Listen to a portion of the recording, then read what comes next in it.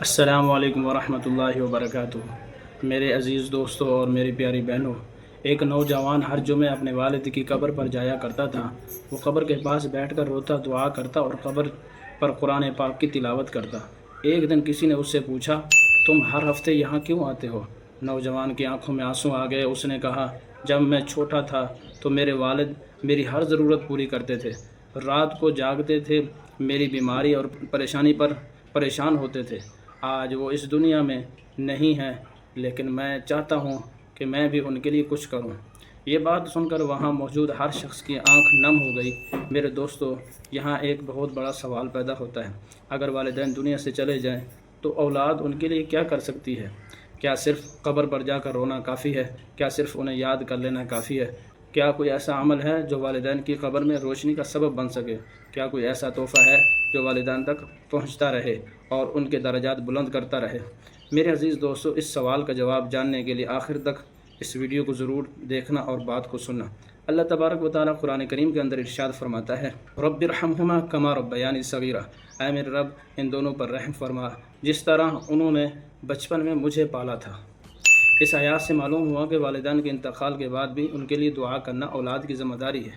اور اب آئیے اس سوال کے جواب کی طرف۔ رسول اللہ صلی اللہ علیہ وسلم نے ارشاد فرمایا، جب انسان فوت ہو جاتا ہے تو اس کے اعمال منقطع ہو جاتے ہیں، سوائے تین چیزوں کے: صدقہ جاریہ، ایسا علم جن سے لوگ فائدہ اٹھائیں، اور نیک اولاد جو اس کے لیے دعائیں مغفرت کرتی رہے۔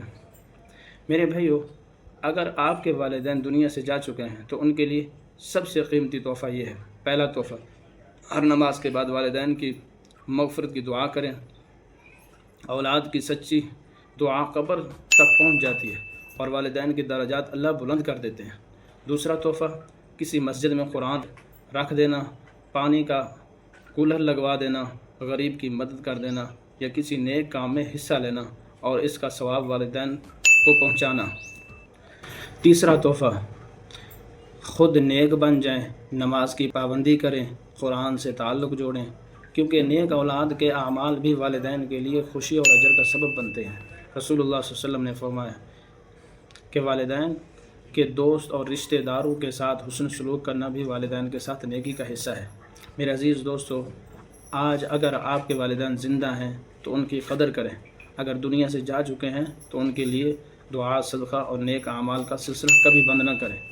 اختتامی پیغام، آج کی ویڈیو ختم کرنے سے پہلے اپنے والدین کے لیے دعا ضرور کیجیے۔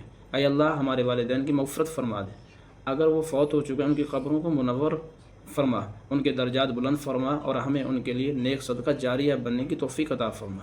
اگر یہ ویڈیو آپ کو اچھی لگی ہے، پسند آئی ہے تو شیئر ضرور کرنا، دوستوں تک پہنچانا۔ والدین سب کے سروں کے تاج ہوتے ہیں۔ السلام علیکم ورحمۃ اللہ وبرکاتہ۔ ملتے ہیں اگلی ویڈیو میں۔